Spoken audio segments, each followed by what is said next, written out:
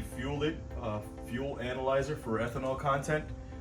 This is for your 2020 M550s and also your 2019 and up M850s. This is the TU3 variant, so it works for your M550s from 2020 all the way up to the newer ones. All right, so the first thing we're gonna do is remove all of the covers from your engine bay. So you'll see the covers for the battery, over there where your brake lines are, your engine cover, and both the ECU covers. We're gonna get to this coolant line right here. We're trying to get the fuel line removed. So in order to gain access to that, I find the easiest way is to remove this coolant line. And I used a vice grip just to crimp this line right here so that all the coolant won't leak out. So we'll go ahead and take care of that right now.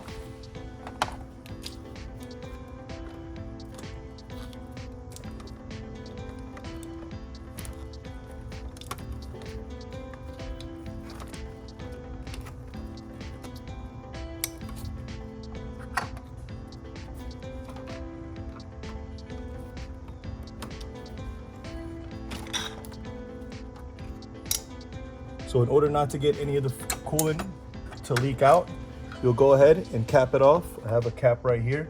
Just put this cap on there just so you can save your coolant. And there we have it. So now that we can see our fuel line down here, we're gonna go ahead and remove that. But first we go ahead and disconnect our negative on the battery in the back. I've already done that. So we can remove our fuel lines. All right, so we're gonna be removing the fuel line, going to the actual fuel pump itself. Put down a piece of rag because even though you've disconnected the battery, there's still some residual fuel in the lines. So you push in on this yellow tab right here, push in on the actual line, and then pull it right out.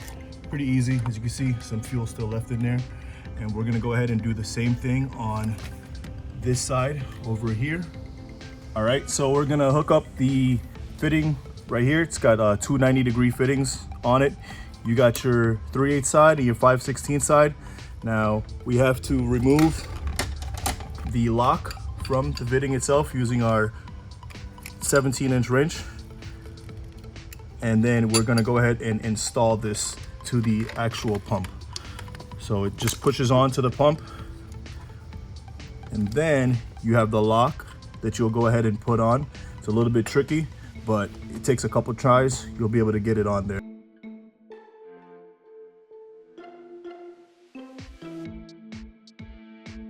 All right, so after you put some of the grease that's provided by Fuelit on the sensor, you'll go ahead and install it to your two lines. So you have both your lines plugged in. It should be 3/8 and 3/8 because these are 3/8 fittings. You'll go ahead and face the cannon plug itself to the firewall, push it in, go ahead and back it up a little bit. You'll be able to put your lock in like this. And then you'll push the whole thing together. And then you'll kind of turn it sideways here. That way you can get a wrench on there to lock it in place. And there you go, it's all hooked up. Same thing for the other side. You'll push it in place, kind of back it up a little bit, lock it in, and then push it in like this, lock the whole thing in place. And right now you have your sensor hooked up completely. This side is connected. These are both locked in. This is locked in, and you got it locked in on the fuel pump down there. Now it's time to hook up the harness.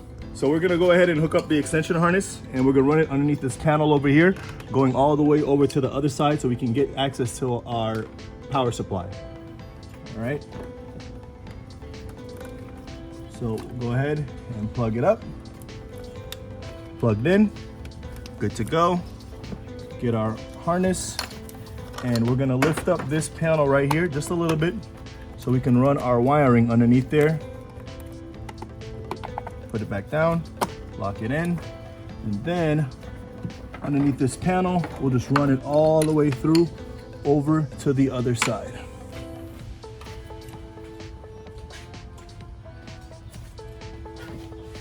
Now we come on this side, we'll go ahead, run it underneath.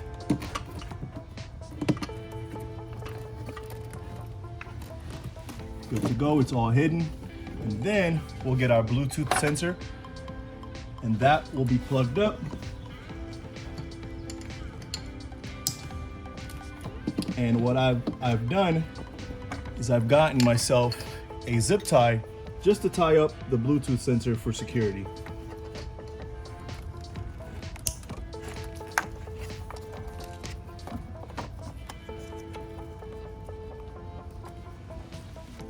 So we're gonna run our harness underneath this panel right here, so we can get it all the way over to our connector. All right, so once we have the Bluetooth sensor hooked up over here, we have our extension wiring harness that's gonna go connect to our power supply. I ran it underneath this panel right here, and we're gonna go ahead and send our power over this way. And then I found it easier to just get a pair of cutters, and we're gonna go ahead and slot this ground cable right here, and we'll run it to hook it up right underneath this bolt and go ahead and tighten it up. All right, so once we got our ground hooked up over here, we'll go ahead and hook up our power to the ECU power cable right here. It's the third one hooked up. Hook up it to your corner wire right here. In order to get to this wire, you're gonna have to remove the plastic covering. Really easy, it pops right off. That way the posi tab can be installed. Once you have the posi tab installed, you'll go ahead and connect your power wire, push it down in, and then tighten it up.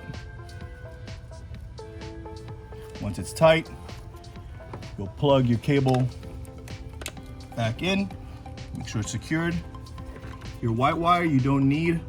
This is for JB4 for your CAN bus. I'm not running a flex fuel system. It's only for analyzing. So we will not need this wire. You can just tuck it down in there.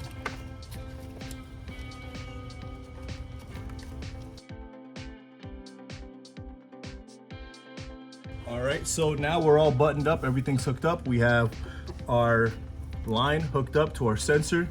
Sensor's going back to the line.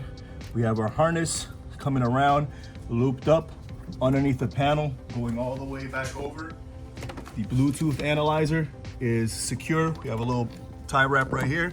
It's got it secure next to our power cable. Our power cable is ran all the way over, ground right here to the body. And then we have our power cable all hooked up over here. Now we're ready to get set up, put everything back on, all of our panels, and get the app loaded up.